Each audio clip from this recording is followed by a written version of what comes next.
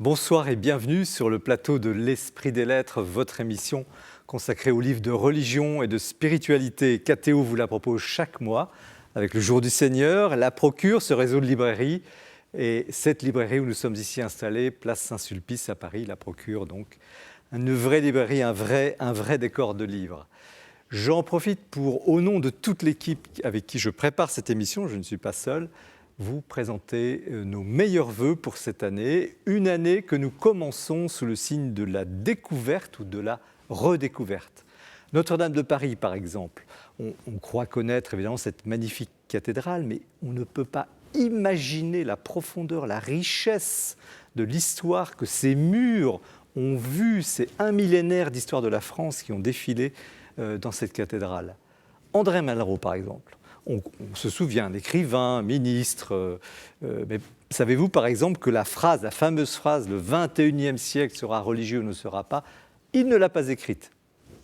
Autre exemple, les pères du désert, donc ces moines qui ont inventé la vie monastique, qui sont allés dans des déserts au 4e, 5e siècle. Eh bien, figurez-vous qu'il n'y avait pas que des hommes, il y avait des femmes, et on les appelle les mères du désert, et nous allons faire leur connaissance. François de Saint-Chéron, bonsoir. Bonsoir, monsieur. Vous êtes maître de conférence à la faculté de lettres de la Sorbonne. Vous êtes surtout un passionné d'André Malraux, aventurier, écrivain, homme politique que vous avez eu la chance de rencontrer, de connaître avant sa mort en 1976. Ce qui vous a conduit à participer à l'édition de ses œuvres dans la Pléiade et à écrire ce petit livre chez Desclés de Brouwer, Malraux devant le Christ, c'est son titre. Titre pertinent, ce n'est pas Malraux avec le Christ, parce que cet homme de culture était un agnostique, mais il était totalement fasciné, semble-t-il, en tout cas à vous lire, par la question de Dieu. Alors nous allons voir si sa prophétie sur le XXIe siècle, religieux ou pas, est exacte déjà. On en discutera évidemment sur le fond. En tout cas, c'est un livre absolument captivant. Merci. Sœur Emmanuelle Biotto, bonsoir. Bonsoir. Alors vous êtes une religieuse originale, vous êtes ermite, vous êtes théologienne, vous êtes traductrice, vous rédigez aussi des méditations pour le mensuel de prière et liturgique Prions en Église. Et votre dernier ouvrage, paru chez Salvator, s'intitule « Des femmes en quête de Dieu, découverte des mers du désert ». Et vous redécouvrez effectivement ces femmes du 4e, 5e siècle qui, souvent solitaires, ont tout sacrifié pour vivre cette vie intense de prière. Alors, derrière l'étude fouillée, il y a aussi le statut des religieuses aujourd'hui que vous interrogez, et c'est un livre décapant. Marie-Yvonne de Saint-Pulgent, bonsoir. Bonsoir. Alors, vous avez été professeur de musicologie à la Sorbonne Paris 4, vous avez été directeur du patrimoine au ministère de la Culture de 1993 à 1987, vous avez été membre du Conseil d'État et vous avez écrit plusieurs livres, dont ce magnifique « La gloire de Notre-Dame », sous-titré « La foi et le pouvoir », publié chez Gallimard. Alors, c'est une fresque historique et symbolique depuis quasiment les premières pierres de Notre-Dame de Paris, jusqu'à sa restauration actuelle, qui montre combien, je le disais à l'instant, ce lieu de culte a toujours été la scène religieuse et politique des grands rendez-vous historiques de notre pays. Mais aussi, c'est un autre volet du livre, un éternel casse-tête architectural, notamment avec la restauration de Viollet-le-Duc et la restauration actuelle dont nous allons parler. C'est une épopée absolument fascinante. Donc voici 3 livres très différents, comme cela peut arriver sur ce plateau, mais complémentaires, découvertes, redécouvertes finalement, de différents mystères ou zones inconnues de notre culture et culture religieuse. Nous commençons l'émission, comme chaque mois, par un petit tour dans les rayons, en compagnie de Mathilde Mailleux, qui nous présente l'actualité du libraire.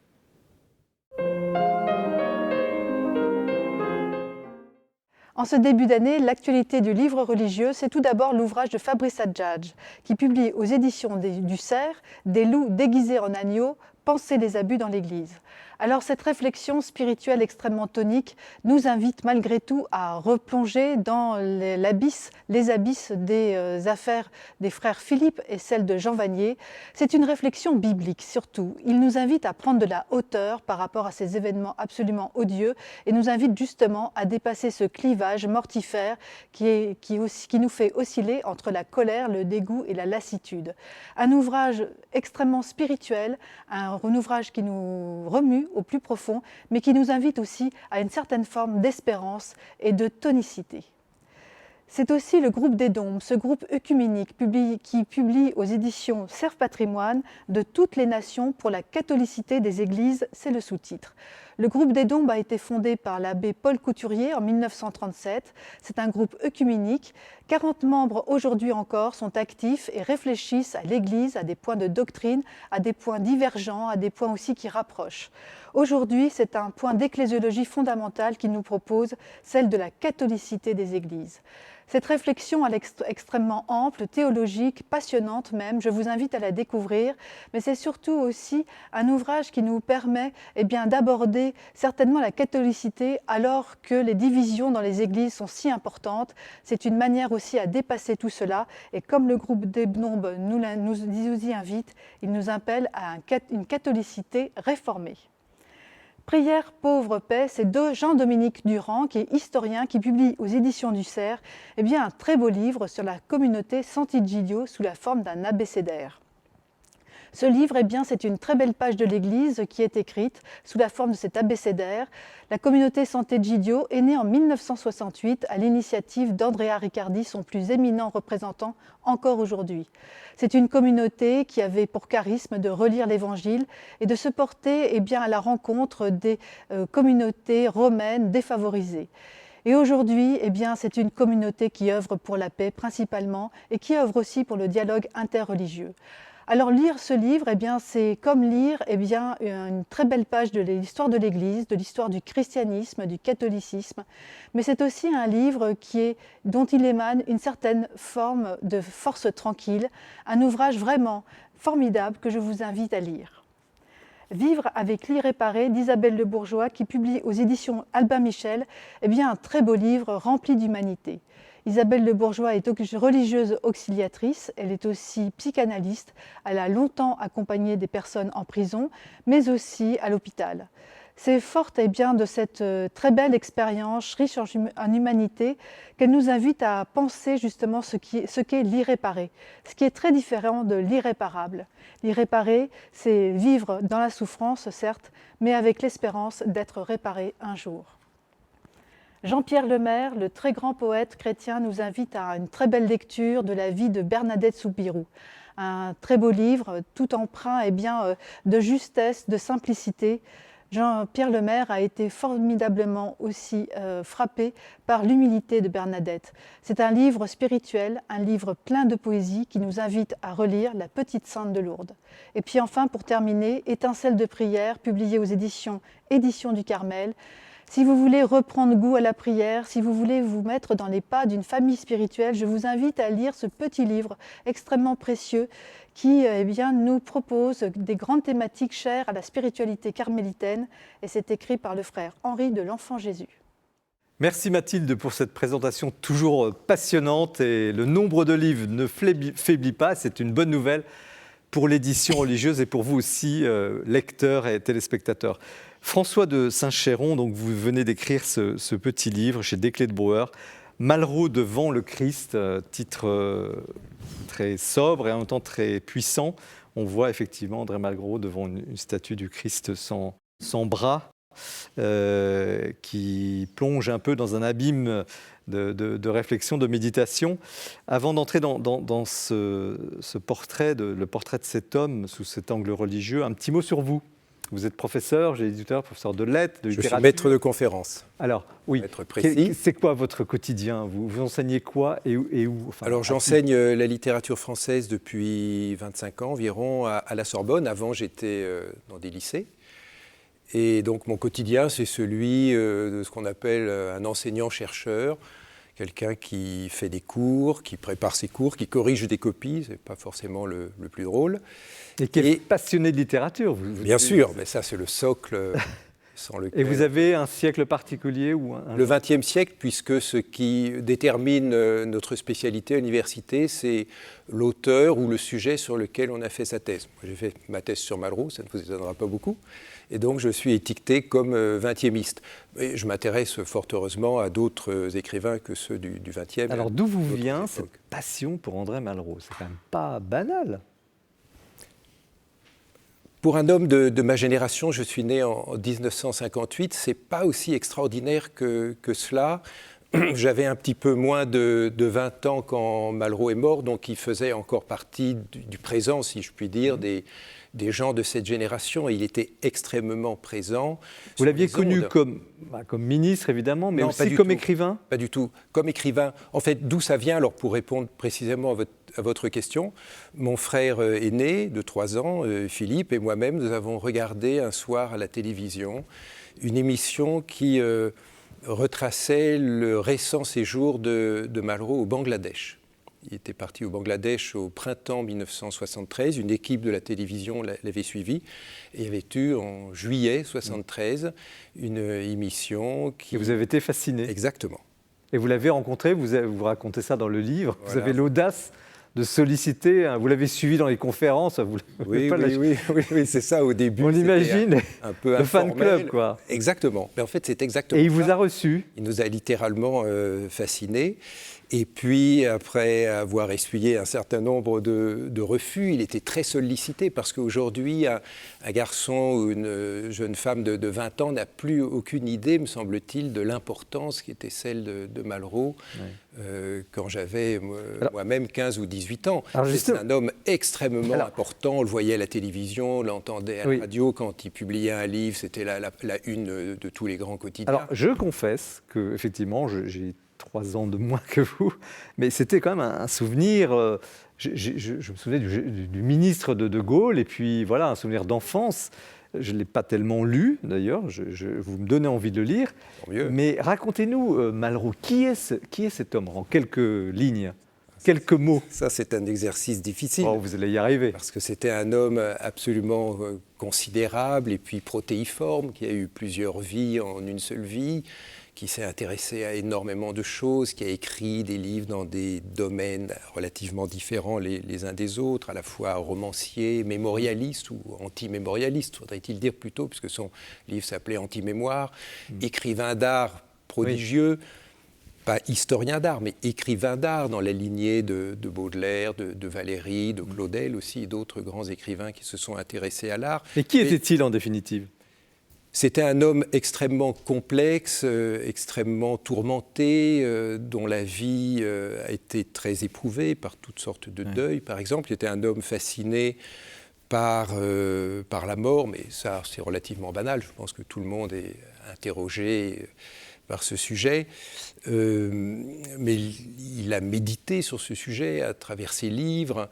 Quand vous dites les textes. Blessé, il a perdu ses 2 enfants, ses 2 fils dans un accident de voiture. Les 2 fils sont morts en même temps dans un accident de voiture au début des années 60, une épreuve évidemment effroyable. Et si vous aviez un mot pour le définir, c'est l'écrivain, c'est l'historien, c'est l'homme politique, c'est l'aventurier? Ce qui domine, c'est l'écrivain. À mon avis, c'est l'écrivain, et je crois que le personnage public a nui en quelque sorte à l'écrivain. Je veux dire par là que beaucoup de gens ont des idées, parfois définitives, sur Malraux sans l'avoir lu. C'est un paradoxe, mais c'est une réalité. Beaucoup de gens l'aimaient ou parfois le détestaient, parce qu'il était un homme aussi très, très détesté, hélas pour des raisons politiques bien souvent, mais ne connaissaient pas son œuvre. Ou des gens disaient, mais ce qu'il écrit sur l'art, c'est nul, c'est n'importe quoi. Et puis quand on posait une question un peu précise, ça m'est arrivé souvent, on s'apercevait que la personne n'avait jamais lu ces livres sur l'art. En tout cas, vous l'avez lu parce que c'est truffé de citations, de références. C'est un livre vraiment petit mais très très riche. Alors, la foi, il était agnostique. Alors, qu'est-ce que c'est qu'un agnostique déjà? Parce qu'on a sans doute des idées de définition. Comment vous le définiriez, cet agnostique-là? D'une manière simple, c'est quelqu'un, tout d'abord, et chez Malraux, c'était une sorte de leitmotiv, qui refuse d'être considéré comme un athée. Malraux disait « L'athée dit la transcendance n'existe pas ». Or moi, je pense, disait Malraux, que la transcendance existe fondamentalement. C'est un premier point. Donc c'est quelqu'un qui était extrêmement sensible à la transcendance. Quand vous dites transcendance, c'est-à-dire la conscience qu'il y a des choses qui dépassent l'homme. Alors pour l'agnostique, ce ne sera pas Dieu, parce qu'il ne peut peut-être pas aller jusque-là, ni le divin, ni le surnaturel. Qu'est-ce qui l'empêche d'aller jusque-là? Ça, c'est une question considérable à laquelle je ne peux pas répondre. J'ai éventuellement quelques idées que j'évoque ici ou là dans le livre, mais qu'est-ce qui l'a empêché d'aller jusque-là? Seul lui aurait pu y répondre, et peut-être que même lui n'aurait pas pu y répondre. On pourrait dire qu'il n'a pas été touché par la grâce. On serait tenté de dire ça, puisque finalement, avoir la foi, c'est avoir reçu la grâce de la foi. Pourtant, vous soulignez certains passages où il est à deux doigts, mais il ne veut pas reconnaître. Il est à deux doigts devant des témoins, devant des gens qui parlent de la foi. Vous ne m'aurez pas, je crois que c'est une amie religieuse ou je ne sais plus. Non, c'est pas exactement ça. C'est Élisabeth de Miribel que vous pensez peut-être quand il va la voir avant son entrée au Carmel. Voilà. D'abord, il lui explique avec un certain aplomb ce qu'est la vocation religieuse. Et puis, c'est elle-même qui le raconte plus tard avec humour. Et en partant, il revient sur ses pas et il lui dit « Et surtout, ne priez pas pour moi ». C'est à ça que vous pensiez, oui, je suppose. Elle ça. Ajoute, inutile de dire que je ne lui ai rien promis. Et donc, héroïne de la guerre, de la résistance. Oui, puis c'était la secrétaire de Gaulle qui a dactylographié l'appel du 18 juin. Une personne remarquable. Et c'était une amie de Malraux, et il était très, très touché, certainement, par sa vocation carmélitaine. Il a été la voir. Elle dit que c'est la dernière visite qu'elle avait reçue avant son départ pour le Carmel. Ouais. Et tout le monde sait qu'Élisabeth de Miribel n'est pas restée au Carmel parce qu'elle a eu des problèmes de santé, parce qu'elle a eu affaire à une prieure qui était un personnage assez particulier et vraiment pas facile. Enfin, elle raconte ça dans son livre de souvenirs, La liberté souffre violence. Et Malraux l'a aidé après son retour, encore d'une manière très prévenante. Qu'est-ce qui vous a mis en route pour faire un livre sur cet angle-là? Parce que vous auriez pu faire finalement un portrait littéraire d'André Malraux, vous auriez pu faire, je ne sais pas, tant d'autres choses. Pourquoi j'ai déjà fait, à vrai dire, un portrait littéraire de Dieu et du Christ dans un livre précédent que j'ai consacré à Malraux et aux poètes. En fait, la question m'intéressait à titre personnel, parce que dans son œuvre, le religieux et, pour être plus précis encore, le christianisme est très très présent. On sait par exemple que Malraux s'intéressait beaucoup à l'Inde, il savait beaucoup de choses sur l'hindouisme, sur le bouddhisme, mais on ne sait pas toujours qu'il s'intéressait tout autant, et je dirais plus intimement même, au christianisme. Il avait des amis chrétiens, d'abord, qui étaient des gens relativement proches, comme Pierre Boquel, son aumônier dans la brigade Alsace-Lorraine en 1944, avec lequel il est resté très ami. Et vous faites la liste d'ailleurs de tout ça. Voilà, et puis il y avait Jean Grosjean, qu'il a connu au camp de prisonniers, à une époque où il était prêtre. Il quittera plus tard le sacerdoce, mais Jean Grosjean est resté un homme très spirituel toute sa vie. Pourquoi avez-vous... Au fond, c'est un portrait spirituel d'André Malraux. Oui, en quelque sorte. Alors, pour répondre précisément à cette question, je parlais avec un de mes amis, grand bernanosien, François Angelier. Que nous avons reçu d'ailleurs sur ce plateau. Tout à fait. Oui, j'avais suivi cette émission pour sa biographie magistrale de Bernanos. Bon, nous étions en Cagne ensemble il y a bien longtemps. Et on se voit régulièrement, et il y a 1 an ou 2, il me dit « Pourquoi est-ce que tu n'écrirais pas un livre sur Malraux et le sacré ?» Donc c'est grâce à lui que je l'ai écrit. Mais s'il me pose cette question, c'est parce qu'il savait que le sujet m'intéressait. Effectivement, j'ai saisi cette proposition au vol, et puis je me suis lancé dans ce livre, parce que tout ce qui s'y trouve, en fait, je le savais déjà plus ou moins. Mais ça vous paraissait important de le dire et de le faire maintenant? Oui, je pense. Pourquoi? Maintenant, je ne sais pas, mais en tout cas, ça me semblait important de le dire, mais justement peut-être pour révéler un visage de Malraux que tout le monde ne connaît pas, que certains connaissent, ceux qui connaissent vraiment très très bien l'œuvre de Malraux, mais que le grand public, même ce qu'on appelle le grand public cultivé, qui a peut-être lu 1 ou 2 livres de Malraux, ne soupçonnait pas. Or, c'est une réalité, parce que vous avez pu voir que la méditation sur les écritures, l'exégèse des grandes œuvres romanes ou gothiques, ce sont des choses... Ça en fait un homme très, très moderne, très actuel de ce point de vue. On en parlera tout à l'heure avec nos autres invités.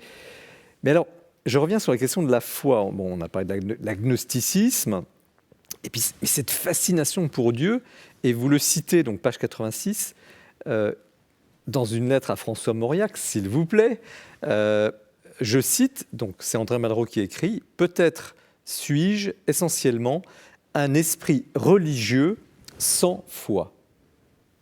C'est ça, sa foi ? Un esprit religieux sans foi. C'est un paradoxe, parce qu'on a tendance à assimiler la religion à la foi. Et je pense que ce qu'il voulait dire par cette phrase, c'était que la religion l'intéressait, que les questions que se posent les religions l'intéressaient, qu'il avait aussi une très grande sensibilité religieuse. Je dis dans le livre qu'il avait une perméabilité extrême au sacré. Effectivement, je pense que les choses de l'ordre du sacré, les choses religieuses, et en l'occurrence l'art roman par exemple, qui comptait beaucoup pour lui, c'était là des choses auxquelles il était profondément sensible, mais qui le touchaient au vif de l'âme, vraiment. Et c'est peut-être ce que signifie cette phrase. Il n'avait pas la foi au sens où Mauriac avait la foi, mais il était prodigieusement intéressé par les choses de la religion, par des figures de sainteté aussi. Je parle de son intérêt pour Saint Jean l'Évangéliste, pour Saint François d'Assise, Saint Bernard, Jeanne d'Arc, sur lesquels il a écrit des choses très belles. Donc ça prouve le degré auquel les choses religieuses, et en particulier de la foi chrétienne, le préoccupait. Je pense qu'il était vraiment préoccupé par la foi chrétienne. Alors, ma sœur, vous êtes religieuse. Vous voyez cet exposé d'un homme qui dit, enfin, pas vous, je n'arrive pas à la foi, j'aurai un esprit religieux. Qu'est-ce que ça peut vouloir dire ? Alors moi, je me suis demandé, parce que c'est une personnalité effectivement extrêmement attachante. Moi, je le connaissais peu, même si je suis un peu plus âgée que vous. C'est vrai que je n'avais pas tilté sur Malraux. Mais c'est vrai, bon, voilà, je le comprendrais plutôt quand qu'il est hors institution, hors une religion déterminée. Je crois que c'est ça que je comprendrais, c'est-à-dire qu'il a cette conscience du transcendant, c'est un homme de question, et c'est ça qui est aussi très intéressant et qui ressort du livre, c'est quelqu'un qui ne souhaite pas finalement clore la question, enfin c'est quelqu'un qui vit de l'interrogation, et ça je trouve que c'est superbe, et qui ne veut pas s'enfermer justement précisément dans des dogmes de foi, en fait. Je me demande s'il ne le comprend pas comme ça. En fait, si ce n'est pas cette opposition-là qui essaye de s'exprimer là. Marie-Vianne de Saint-Pulgent, comment vous avez ressenti à la fois le personnage, le livre En fait, moi je pense quand même qu'il refuse de s'abandonner. Enfin, c'est l'impression qu'il donne. Un homme qui est fasciné, en réalité, qui est attiré par tout ce qu'il sent. Alors, je pense que dans ses admirations, Saint François, Saint Bernard, il admire la grandeur du christianisme. Il admire des très fortes personnalités. Pour Bernard, surtout. Saint François aussi. La grandeur, mais l'humilité. Oui, mais enfin, on peut être grand. Oui, non, mais on peut prêcher l'humilité, l'amour des oiseaux, etc., et avoir une grandeur extraordinaire. La grandeur de Saint François. D'ailleurs, on avait le mois dernier, d'ailleurs, un livre de Luc Adrien sur le sujet magnifique. Oui. Et donc, je pense qu'il est fasciné par... C'est un homme fasciné par la grandeur en général, Malraux. Oui, tout à fait. Et je pense que c'est ça qui le... Mais en plus, moi, j'étais très surprise, effectivement. Alors, je ne partage pas votre opinion sur le fait que c'est surtout l'écrivain qui compte, parce qu'évidemment, moi, je trouve que l'homme politique et le créateur du ministère de la Culture, de cette grande politique culturelle du général de Gaulle, ne peut pas être... Enfin, je ne regrette pas, moi, qu'il ait quand même soustrait un peu de temps à l'écriture pour faire cela. Enfin, vous retenez plus l'homme politique ? Non, je veux dire, je ne reconnais pas plus, mais son œuvre politique est très importante. Et l'apport qu'il a fait au gaullisme est très, très important. Justement, quand vous regardez la façon dont il a travaillé avec le général de Gaulle et à la construction du politique, c'est toujours cette aspiration à la grandeur. Je pense que c'est ça qui le fascine dans la religion chrétienne, c'est cette espèce de d'immensité, il est impressionné par la force du christianisme. Et il dit d'ailleurs à propos du bouddhisme, c'est vous qui rapportez, qui s'intéresse au bouddhisme et qu'il ne se sent pas du tout. Tout à fait. Il est d'une civilisation chrétienne. De culture chrétienne. Et je crois que c'est ça. Mais on ne peut pas s'empêcher, quand on voit la façon dont il revient constamment sur la question, dont il reprend tout le temps le dialogue avec ses amis chrétiens, on ne peut pas s'empêcher de penser qu'il quand même il a envie, mais il ne le fera jamais. Il franchira pas le pas. Et d'ailleurs, vous dites, M. Saint-Chamond, je ne vais pas le christianiser. Vous le dites à la fin, j'ai fait ce livre pour rendre compte, mais je ne me permettrai pas d'aller jusque-là. Bien sûr, c'est le minimum de l'honnêteté intellectuelle. Non, mais on pourrait. Vous dites, il était implicitement chrétien. Je crois, oui. Moi, je ressens ce que j'ai lu comme presque un combat contre l'ange, voilà. Ouais. Bon. Et, alors, intéressant. Intéressant parce que le livre s'appelle La lutte avec l'ange. Il a écrit un livre en 1943. Mais c'est ça, mais c'est lui-même qui se combat, en fait. Parce que cette fascination, quand même, pour tous ces grands. Mais alors, qu'est-ce qu'il arrête ? Oui. Parce que la question du mal est très importante dans son œuvre. Elle est très importante, mais je ne crois pas que Malraux fasse partie de ceux qui disent que, en simplifiant à l'extrême, bien sûr, que l'existence du mal rend impossible la foi en Dieu. Ce serait une définition de l'agnosticisme en général. Souvent, les gens disent Dieu ne peut pas avoir créé le mal. Donc... Oui, c'est pas une rhétorique qui est présente chez Malraux. La question du mal le hante. Je dirais là aussi, peut-être comme elle hante beaucoup de gens, peut-être tout le monde, mais chez lui avec une acuité extrême, lecteur de Dostoïevski aussi, etc. Et puis le mal dans sa propre vie. Vous évoquiez tout à l'heure la mort de ses fils, puis la mort de ses frères. Puis la guerre, les guerres qu'il a traversées. Ses deux frères, ses deux demi-frères dans la résistance sont morts. Donc le mal, la mort, la douleur, tous sont très présents dans sa vie. Donc le mal, c'est une chose terrible, effectivement, et sur laquelle il médite, mais je ne pense pas que ce soit l'obstacle principal à la foi. Il y a une chose intéressante que dit Élisabeth de Miribel plus tard, après sa mort. Elle dit, je pense que s'il avait franchi le pas, il aurait dû laisser trop de choses. Oui, c'est ça. Et que c'est peut-être ça, c'est une Ça veut dire hypothèse. quoi, laisser trop de choses? Et pour franchir le pas, il faut laisser beaucoup de choses qui ne sont pas chrétiennes. Alors, il faut évangéliser sa vie. Ma sœur, vous avez compris cette phrase, vous? C'est-à-dire qu'elle m'avait frappée, justement. Ouais. J'y pensais tout à l'heure quand vous avez évoqué ça. Et je trouvais que je pense que ça correspond assez à sa personnalité, en fait. C'est vrai qu'il y a un aspect de décapage. Alors peut-être qu'il y avait aussi un aspect d'imaginaire. Il s'imaginait peut-être quelque chose. Tant qu'on n'est pas rentré dans le réel, finalement, on s'imagine que tel renoncement, c'est énorme. Mais moi, je l'entendrais bien. Enfin, cette phrase d'Élisabeth de Miribel, je la trouve qu'elle sonne très juste, en fait, et elle est en consonance avec la personnalité, enfin, telle qu'elle ressort du livre. Hein. Oui. Mais vous qui accompagnez des personnes, j'imagine, qui sont parfois au seuil, mais qui ne font pas le dernier pas. Ça reste un mystère, ça c'est sûr. Ça reste effectivement cet espace de liberté personnelle sur lequel on ne peut que respecter et que... Voilà. Je crois qu'il a voulu tout de même, parce que quand il croit qu'il va être fusillé, il est arrêté par la Wehrmacht en 1944, et il est logé dans un couvent. Il demande à une sœur de lui apporter l'Évangile selon saint Jean pour le relire la dernière nuit avant peut-être son exécution, qui n'aura pas lieu. C'est dans les anti-mémoires, il y a 2 pages tout à fait magnifiques et très très émouvantes où il cite certains versets de l'Évangile qui lui vont vraiment au cœur. Donc en son fort inter, madame... Oui, moi j'ai garde doute, mais je pense que ce qu'il aurait dû abandonner aussi, c'est un certain milieu intellectuel dans lequel il était profondément inséré avant la guerre, enfin dans les années 30. Il est nietzschéen quand même. Oui, voilà. Jusqu'à un certain point. Je pense que... Parce qu'il ne proclame pas la mort de Dieu. Ouais. Et puis aussi, tous ceux qui l'ont... Parce qu'il est très façonné par cette époque des années 30 quand même. C'est aussi la guerre d'Espagne, etc. Et je pense que peut-être dans son esprit, il s'est dit que s'il allait jusqu'au bout, il devait renoncer aussi un peu à cet ancrage-là, qui est très fort dans sa génération quand même. Alors, le débat politique, si vous voulez, peut-être. Le débat est passionnant, il arrive déjà à la fin de ce livre-là, et il y a la grande question du siècle, le 21e siècle. Alors, vous avez un chapitre, on ne va pas déflorer le livre, les gens vont le lire, mais je vous recommande de lire tout le livre, mais le dernier chapitre notamment, où vous expliquez cette fameuse phrase qu'il n'a pas écrite. Alors dites-le, parce qu'il y a plusieurs formules. Oui, la plus connue, c'est « le 21e siècle sera spirituel ou ne sera pas ». Et parfois, spirituel est remplacé par religieux.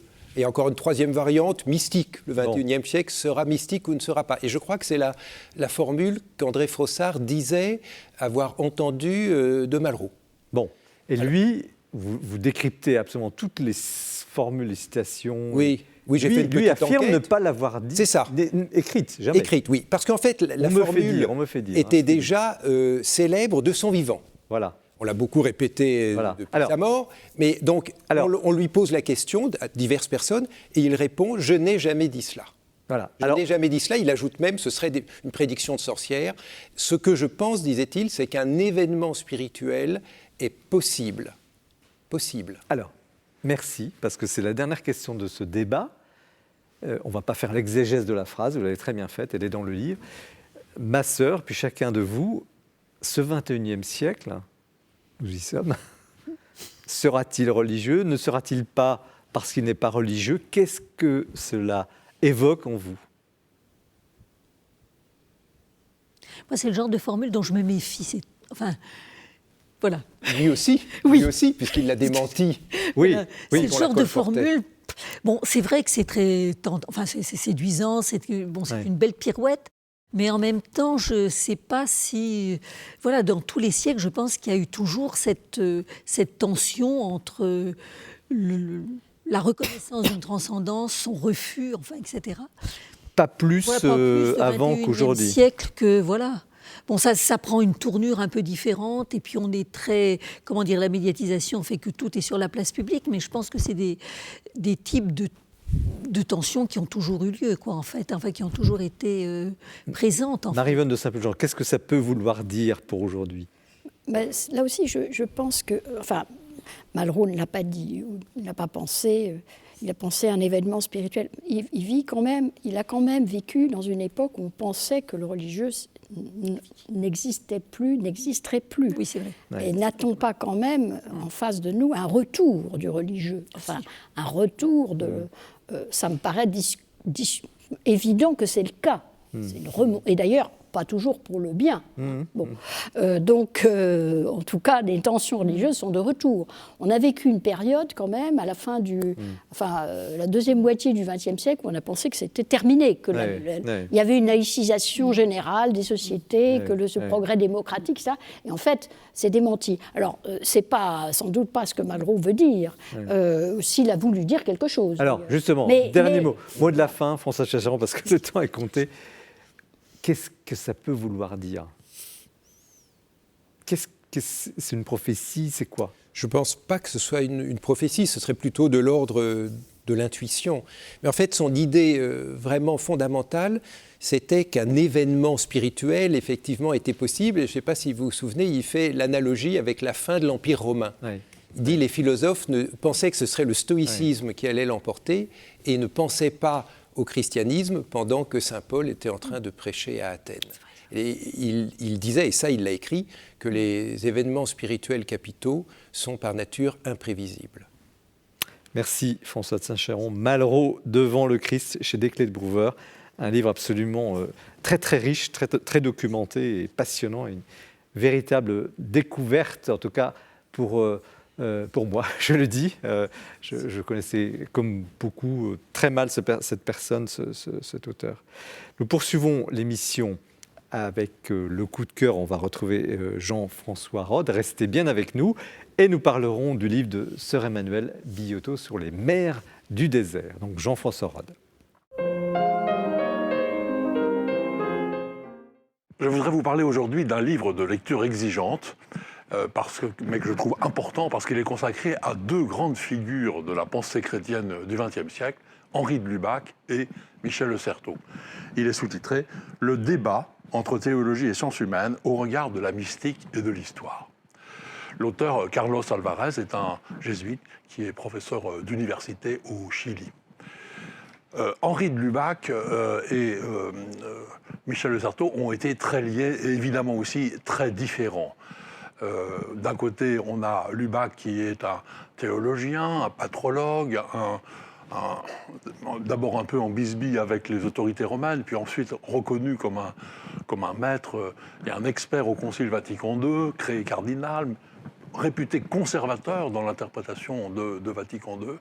Et de l'autre côté, donc Michel de Certeau, historien et ardent défenseur de l'ouverture à la psychanalyse et aux sciences humaines. Alors, Michel de Certeau a toujours dit que c'était à cause, ou à grâce plutôt, à Henri de Lubac qu'il était rentré dans la Compagnie de Jésus. Et ils ont longtemps correspondu, travaillé un peu ensemble. À un moment, ça s'est arrêté à l'initiative de Henri de Lubac. Mais, par exemple, au moment où il a été créé cardinal, Michel de Certeau, en 1983, donc un peu vers la fin de sa vie, lui écrit ceci. « Ce qu'il y a de plus essentiel, une exigence chrétienne de cœur et d'esprit, je l'ai découvert et articulé en vous connaissant et grâce à vous. Cette nécessité évangélique reste l'essentiel, cherchant des voies qui ne sont jamais assurées ni closes. » Et je souligne évidemment, cherchant des voies qui ne sont jamais assurées ni closes. Alors le livre, en fait, suit le parcours des deux, et ça nous permet de revoir, en fait, toute l'histoire de la pensée chrétienne depuis le milieu du XXe siècle. Évidemment, la résistance spirituelle au nazisme et à l'antisémitisme, l'école de Fourvière, la querelle du surnaturel, la question de la connaissance de Dieu, l'influence de Blondel, de Horsibal, la remise en avant de la spiritualité ignatienne par la revue Christus et surtout peut-être par la collection Christus qui édite les grands textes fondateurs. Bon, évidemment, le Concile Vatican II, dans son déroulement et dans son interprétation, dans ses interprétations, et aussi même le mouvement de mai 68 et tout ce que ça peut représenter est interprété par Lubac ou par Certeau, etc. Et la troisième partie du livre est surtout consacrée à Michel de Certeau dans son travail sur la fable mystique et le métier d'historien, et aussi évidemment dans sa relation à Jacques Lacan et à la psychanalyse. Bon, vous l'avez compris, ce livre n'est pas pas exactement un livre de détente, mais il est vraiment passionnant, important, parce qu'il a une richesse incroyable d'informations, il a une très belle réflexion et un grand brio d'écriture claire, éclairante. Et donc, les questions, en suivant les itinéraires de ces deux hommes, eh bien, en fait, on continue à réfléchir à des questions qui sont tout à fait actuelles aujourd'hui. Merci Jean-François pour cette évocation toujours passionnée et passionnante. Nous poursuivons l'émission avec le livre de ma sœur Emmanuelle Biotto, religieuse ermite. Elle va se présenter dans une seconde. Des femmes en quête de Dieu, découverte des mers du désert chez Salvatore. Je vous avoue que ça m'a vraiment... Je ne pouvais pas imaginer qu'il y avait des mers du désert. Maintenant, on les a. Un petit mot sur vous. Vous êtes ermite, alors vous habitez seule dans... Alors voilà, en fait, oui, je vis seule. Dans quelle région êtes-vous ? Je suis dans le Vercors drômois, à proximité d'une ancienne abbatiale du XIIe siècle, qui est mon lieu de prière, en fait, principal. Voilà. Et vous êtes comme ça au milieu de forêts? Alors là, c'est un petit hameau où il y a 8 habitants l'hiver. Alors l'été, par contre, il y a du monde qui passe parce que le lieu... Et votre quotidien, c'est... Eh bien, mon quotidien, c'est un quotidien de vie monastique, c'est-à-dire qui est rythmé par la prière liturgique, par la prière personnelle, et puis par le travail, et puis voilà. Vous accueillez quand même des gens? Alors, quand il y a des demandes d'accompagnement, oui. Alors, il y a une petite, une maison diocésaine qui est toute petite, qui est un petit peu plus loin. Dans ce cas-là, il y a quelquefois des sessions, et ça m'arrive d'intervenir à des sessions. Quelle est la part de silence et de retrait de votre vie et la part publique, comme ce soir, vous êtes venu? Oui, alors c'est plutôt souvent la part de silence qui est privilégiée, bien sûr. Oui. Là, c'est un peu exceptionnel. Oui. Voilà, parce que le sujet m'intéressait. Et comment êtes-vous arrivé là? à l'Ermitage. À l'Ermitage, je suis passée par la vie cénobitique, ce qu'on appelle la vie donc commune dans la vie bénédictine. Et puis, mais c'est vrai que je suis rentrée dans la vie bénédictine avec, un attrait pour la solitude. Mais comme je ne suis pas née dans un bénitier, je ne savais pas tout ce qui existait, si vous voulez. Il s'est trouvé que j'ai eu ce monastère bénédictin sur ma route et qui s'est vraiment passé quelque chose en Normandie, qui s'est vraiment passé quelque chose intérieurement. Donc je suis entrée là, mais c'est vrai que j'avais toujours un petit peu ce désir de vivre un cœur à cœur avec. Et ça fait combien de temps que vous vivez cette vie érémitique? Ça fait quand même érémitique, ça fait plus d'une vingtaine d'années. Ah oui, quand même. Voilà, oui, c'est quand même un paquet. Donc vous savez de quoi vous parlez. Voilà. Alors ces femmes qui sont au désert que vous appelez des mères, on dit les mères du désert. Ah, les mères du désert, oui, il n'y a pas de problème, il n'y a pas d'état d'âme à avoir. Qui sont-elles qui sont ces femmes en fait? Alors on sait très peu de choses d'elles en fait, puisque finalement ce qui est retenu c'est quelques apophthegmes ou bien apophthegmes, ça veut dire quoi? Alors des sentences, ça veut dire quelques sentences, c'est des phrases. Des phrases. Alors en fait, si vous voulez, les sentences des pères du désert comme des mères du désert, c'est né dans le contexte d'un accompagnement spirituel, où des disciples venaient voir quelqu'un qui était un peu éprouvé dans cette vie-là, et puis certains ont été consignés, ont été rassemblés. On est au 4e et 5e siècle. Voilà. Dans quelle région exactement? Alors là, moi j'ai gardé l'Égypte, le Moyen-Orient en fait. J'ai gardé, parce qu'il y a eu des pères du Jura, il y a eu des pères ailleurs. Mais disons que le berceau du monachisme, c'est beaucoup le Moyen-Orient, donc beaucoup l'Égypte. Voilà. Et qu'est-ce qui vous a attiré sur ce sujet précisément? Sur ce sujet précisément, il y a eu une espèce de tilt. Si vous voulez, les mères du désert, les pères du désert d'ailleurs, c'est vraiment pour moi l'expression au-delà même du monachisme, d'un christianisme, de chrétiens qui vont jusqu'au bout de ce qu'ils portent, si vous voulez. C'est-à-dire qu'il y a une expérience spirituelle qui se manifeste, qui est très prégnante, et ce sont des gens qui vont jusqu'au bout de ce qu'ils portent, sans chercher à avoir des réponses toutes faites, etc., mais qui vivent une réponse très personnelle. Vous voyez, c'est ça qui m'a toujours frappée. Et dans les apophthegmes des mères du désert, l'histoire de cette femme qui est convertie à la prière de Sérapion, cette femme prostituée et qui va finir recluse, ça a été une porte d'entrée pour moi dans les apophthegmes, parce que ce qui est assez intéressant chez elle, donc elle vit une expérience qui bouleverse complètement sa vie, et à partir de ce moment-là, donc elle demande à Sérapion de l'emmener dans un lieu où elle pourrait être sauvée. Et Sérapion a la finesse de dire à la prieure, parce que là c'est un contexte apparemment cénobitique, de dire ne lui impose aucune règle. Et si vous voulez, vous avez cette dimension, et d'elle-même par contre, elle va demander certaines choses. Elle va jouer le jeu d'une altérité avec un vis-à-vis, mais si vous voulez, elle arrive à un stade d'autonomie et de réponse personnelle. Alors, dans ce qu'elle demande, on peut gloser sur le contenu. Si vous voulez, elle demande à jeûner et à être en retrait. Mais c'est très symbolique. Le jeûne, c'est cet espace intérieur, ce désir de laisser Dieu prendre la place. Et la réclusion, je dirais, c'est cet appel à vivre à l'intérieur de soi-même, à vivre dans un sanctuaire intérieur. Mais faut-il être seul pour atteindre la perfection? Non, sûrement. Mais c'est pas la perfection. Alors moi, je n'emploierai pas ce terme-là. Oui, justement. Parce que la perfection. Je vous provoque parce que dans le livre vous l'expliquez très bien. Oui, voilà. La perfection, non, je me méfie toujours de ce mot-là parce que ça a une connotation morale, si vous voulez.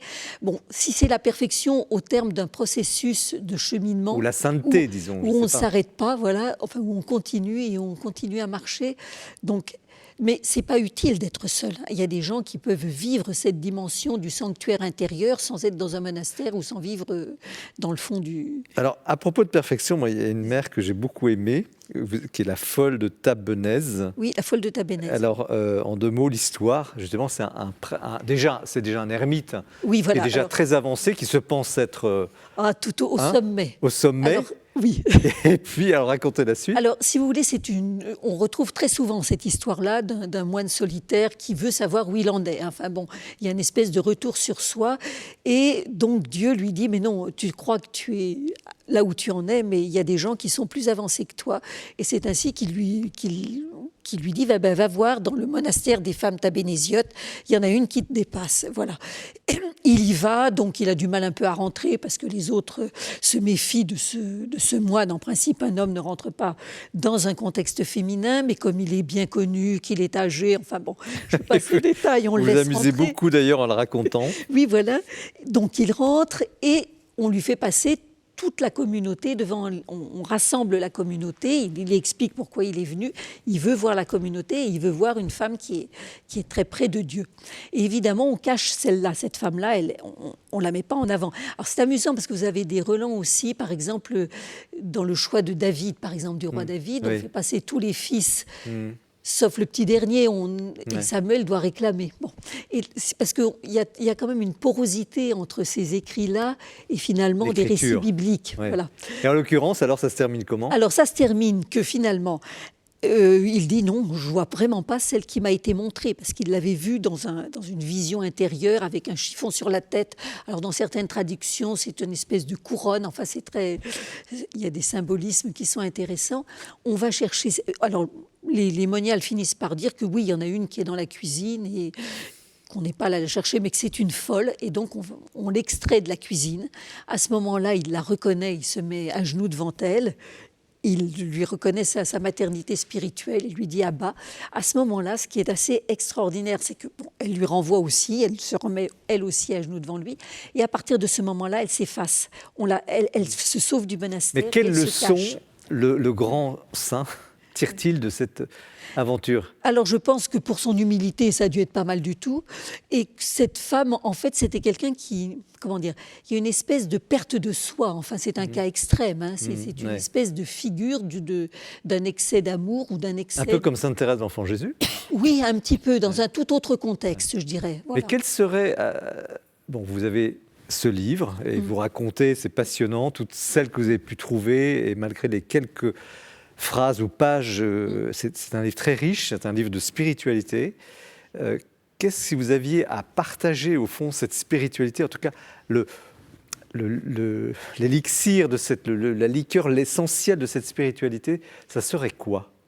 Alors, c'est d'abord la liberté, il me semble, hein. Si vous voulez. Alors, ça ressort pas forcément des apophthegmes de ces femmes, ça ressort d'un apophthegme de Nistéros qui est très intéressant, c'est-à-dire, la manière de plaire à Dieu. Abraham était hospitalier, il a plu à Dieu, il y était dans la solitude, il a plu à Dieu. Donc tout ce que ton cœur discerne comme étant susceptible de plaire à Dieu et être ta réponse, vas-y, va jusqu'au bout. Donc pour moi, c'est ça un petit peu l'esprit des pères et des mères du Liberté, donc. Voilà, une liberté. Alors, l'aspect aussi du silence intérieur, si vous voulez, qui me semble important. Un silence qui n'est pas seulement une absence de bruit, si vous voulez, mais une espèce de liberté par rapport au regard de l'autre. C'est-à-dire que le regard de l'autre ne provoque plus de brouhaha intérieur ou ne distrait pas d'une certaine façon de cette quête de Dieu.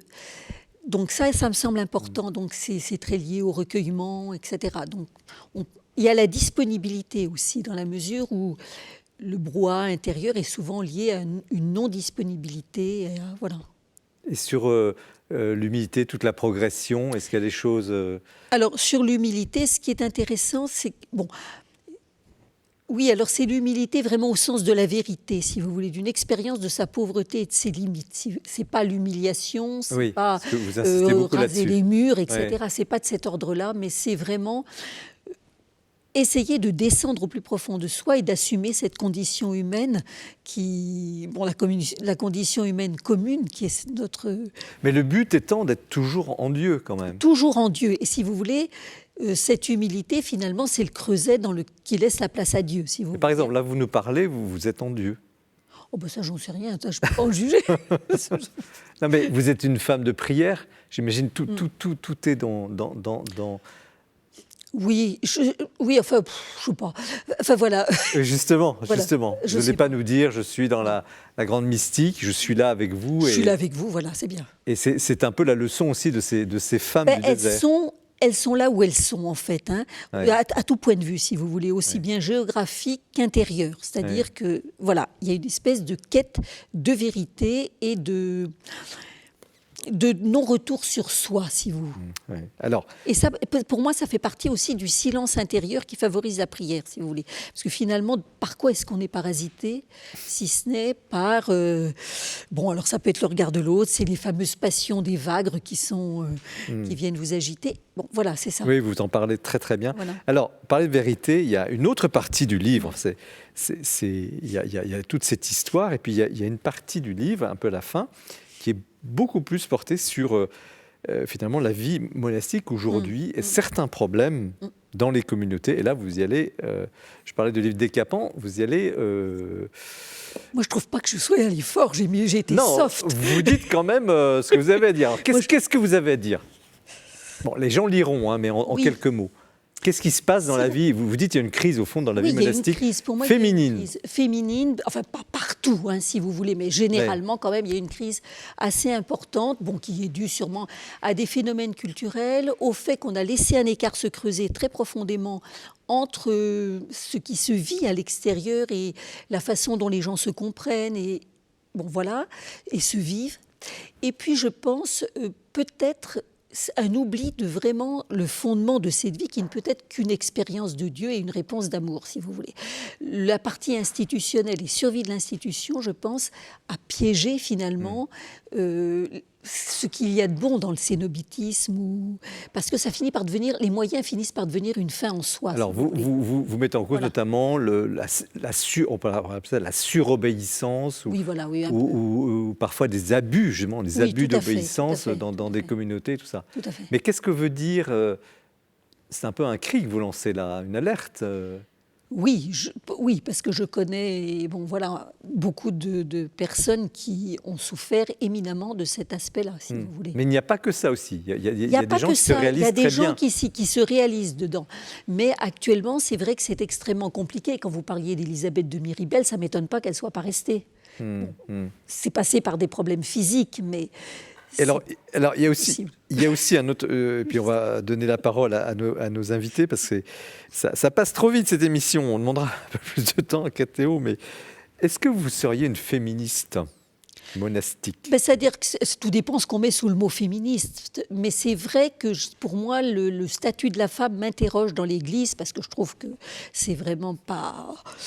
Voilà, il y a quelque chose qui ne va pas. Alors, on va en parler. C'est pas par... Je n'aurais jamais envie d'être prêtre ou des choses comme ça. C'est pas de cet ordre-là. Mais il y a tout de même une ambiguïté fondamentale dans le discours sur les femmes et dans la place qu'on leur laisse ou qu'on leur laisse pas dans la vie Nous allons y revenir. Marie-Yvonne de Saint-Fulgence, comment vous, comme femme, vous recevez ce livre? Oui, moi j'ai senti quand même, même sur les mères du désert, enfin même sur les premières moniales ou enfin ermites, cette idée que dès qu'elles sont nombreuses, il faut un homme pour les diriger. Et ça vous embête? Non, mais c'est un fait constaté, enfin c'est un fait historique. C'est un fait. On a commencé à les encadrer par des hommes, il fallait leur donner une direction spirituelle et clairement plus que ça même. Ouais. Tout à fait. Dès qu'elles étaient un peu nombreuses, elles ne pouvaient plus se gérer toutes seules. Alors, bon, et ça a continué comme ça, mais il fallait absolument les encadrer par une parole masculine, une action masculine, une direction spirituelle et plus encore. Et quelquefois, d'ailleurs, c'était plus qu'une direction spirituelle. Enfin bon, voilà. Donc j'ai senti quand même, oui, dans cette description passionnante d'ailleurs, moi aussi j'ai complètement découvert ce phénomène des mères du désert. Et vous décrivez aussi d'autres formes de femmes qui se trouvent Dieu et qui partent ensemble, des femmes aisées, cultivées, riches, éventuellement. Voilà, Merci et qui de vont le rappeler, s'installer, voilà, et qui d'ailleurs effectivement optent pour une vie plus satisfaisante que la vie de femmes mariées en fait. Bon.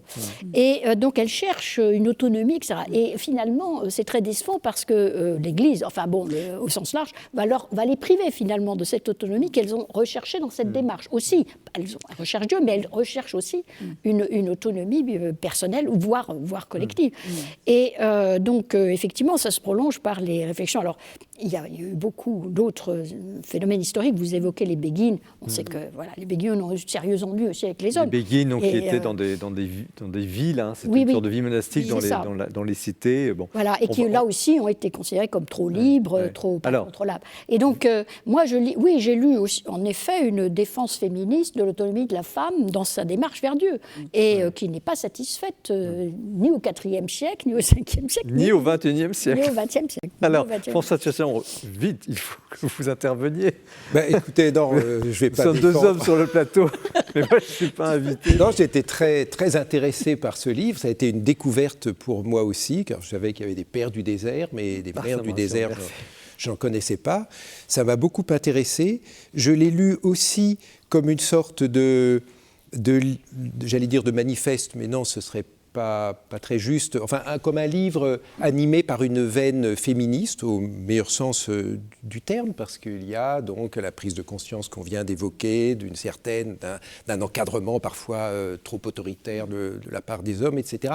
Beaucoup de choses m'ont beaucoup intéressé dans ce livre, et notamment lorsque vous écrivez que les communautés de femmes sont souvent plus rigides, plus strictes que les communautés masculines, comme si elles pensaient qu'il fallait en rajouter pour être crédible aux yeux des hommes. Oui. Alors, ça, c'est une chose très frappante tout de même. Oui, parce qu'il y a une espèce d'intériorisation d'un regard masculin qui n'est pas toujours très flatteur et qui n'est pas toujours très, très stimulant, hein, si vous voulez.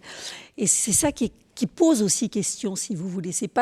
Il y a un tel contexte que finalement, certaines femmes se privent justement d'aller jusqu'au bout d'une pensée, se privent de se faire confiance, ne se font pas confiance, si vous voulez, au niveau d'une intuition profonde de ce qu'elles pourraient répondre de la façon dont elles pourraient vivre leur vie. mais qu'est-ce qui est en cause? C'est le patriarcat? C'est quoi? Qu'est-ce qui ne va pas?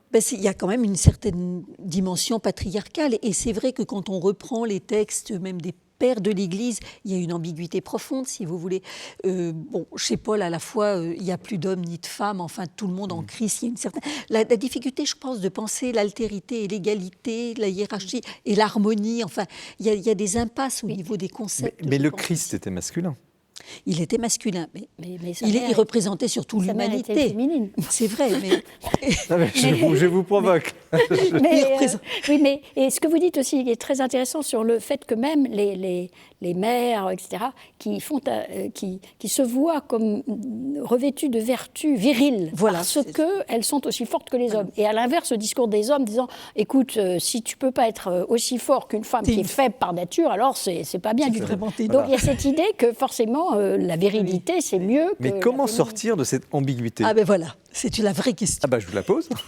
Je n'en sais rien. Mais je pense que c'est un travail personnel que chaque femme a à faire aussi. Et je pense que pour chacune, il y a une clarification là-dessus à vivre, si vous voulez. En communauté aussi et dans des groupes féminins. Alors, je dois avouer que je participe à un groupe de lecture féministe. Enfin, elles sont toutes protestantes, je suis la seule catholique, mais fort intéressant là-dessus, parce que dans le protestantisme, elles ont beaucoup avancé. Enfin, elles avancent plus vite, je pense, là-dessus. Mais je crois que vraiment, c'est à chacune aussi de se clarifier là-dessus et de... Comment dire, de réfléchir en réseau aussi. Marie-Monique Sapin, qu'est-ce qu'il faudrait changer alors? Moi, je ne suis pas non plus féministe enragée. Je veux dire, je trouve qu'on n'est pas si malheureuse, en fait. Oui. On se Vous débrouille, avez on quand même s'en sort. occupé des fonctions éminentes dans, mais en plus, dans l'État. voilà. Vous avez eu des On aime grosses bien les responsabilités. hommes, Donc, il faut le dire aussi. oui, mais on est très justement, content de les avoir. Bon. de votre expérience de femme, quand même, Écoutez, à moi, haute responsabilité, quand j'ai été nommée quand vous regardez l'Église... Quand j'ai été nommée directeur du patrimoine, j'ai été nommée directeur du patrimoine par décret, pas directrice. Et en fait, j'étais la première femme dans ce poste, donc tout le monde m'a foncé dessus en disant « Qu'est-ce que ça vous fait ?» Alors, j'y avais pas pensé, je dois dire. Donc, parce que moi, dans ma famille, les femmes travaillaient depuis plusieurs générations et il y avait des filles et des garçons. On ne se posait pas la question. Mais dans l'Église, qu'est-ce qu'il faudrait pas... insuffler dans l'Église? Dans l'Église, alors c'est c'est assez différent. Oui, mais justement, qu'est-ce que de votre expérience vous pourriez dire? Moi, je n'ai pas trop d'expérience parce que je ne suis pas religieuse. Mais vous avez l'expérience des organisations, vous savez quand même. Est-ce qu'on leur fait suffisamment confiance? Le rôle des femmes dans l'Église catholique est assez minorisé. C'est évident que... Et je vois que la haute hiérarchie catholique y réfléchit, enfin très doucement. très lentement. Elle va être contrainte par le problème des vocations. Je pense qu'on va être obligé de recourir aux femmes parce qu'on en aura besoin. Mais c'est vrai qu'il y a une réticence formidable et qui s'ancre dans une parole franchement méfiante, fondamentalement méfiante des femmes au départ. Même si ça évolue quand même beaucoup, là. On vit une période... Oui. Mais non. Si vous voulez, le problème dans les discours, en général dans le christianisme, c'est soit on les met sur un piédestal, mais c'est du style « sois belle et tais-toi », transposé, si vous voulez, et leur juste place. Voilà. La juste place. Vous êtes un peu sévère quand même, non? Parce que je pense aux femmes docteurs de l'Église. Ah, il y en a quelques-unes, mais une fois qu'elles sont mortes. C'est ça le problème. Oui, puis surtout, ce qui est frappant dans ce que raconte le livre, c'est la très faible quantité de paroles de femmes conservées par rapport à la parole des hommes. C'est ça qui est frappant. Alors qu'il est très probable qu'il y en avait beaucoup, beaucoup plus que ce qui reste comme trace. Et ça, c'est aussi classique, c'est la faible trace que laissent les femmes dans l'histoire et dans toutes les histoires. Il y a encore beaucoup de... On pourrait le dire dans la musique, par exemple. Oui. On va parler, évidemment, tout à l'heure dans votre livre bientôt. Encore beaucoup de choses, encore un beau chantier. Une dernière question pour ceux qui nous regardent et qui traversent parfois des périodes difficiles. Et vous avez un très très beau chapitre sur la question de l'épreuve, du sens de l'épreuve. Qu'est-ce que vous pourriez dire à ceux qui nous regardent et qui traversent des épreuves sur la base de cette expérience des mères du désert? Alors les mères du désert, elles ont vécu leurs épreuves vraiment comme un creuset, comme quelque chose qui est à la fois un creuset et un tremplin, si vous voulez. L'épreuve, alors je pense que quand on est dans l'épreuve, comment dire, c'est sûr qu'on ne voit pas d'issue en général souvent. C'est vraiment un combat spirituel de se dire c'est pas la fin de mon histoire, c'est pas le fin mot, voilà. Ce qu'il y a d'assez, comment dire, oui, donc elles, on a l'impression que dans cet état d'épreuve, donc elles s'en remettent à Dieu, bon, comme elles peuvent, comme chacun peut. Enfin, c'est vraiment quelque chose de très, comment dire, c'est quelque chose de très tâtonnant, de très, voilà. Alors que dire aux gens qui sont dans l'épreuve, sinon d'essayer de vivre ce combat spirituel, parce que je crois que c'est de cet ordre-là, si vous voulez. C'est vraiment pas à pas essayer de ne pas se laisser écrabouiller complètement en posant un acte de foi. Ça peut être des petites choses très simples, ça peut être une prière extrêmement dépouillée. Mais voilà, je dirais c'est un peu ça, vous voyez. Merci.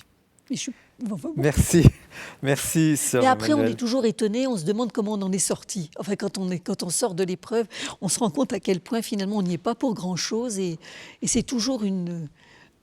Voilà, c'est cette expérience pascale qui a toujours quelque chose d'extraordinaire.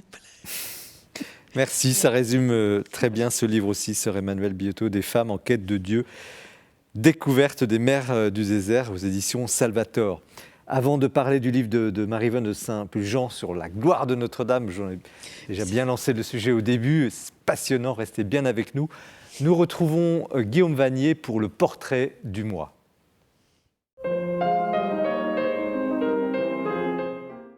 Quand il meurt à Amsterdam en 1669, on ne trouve chez Rembrandt qu'un seul livre, une Bible.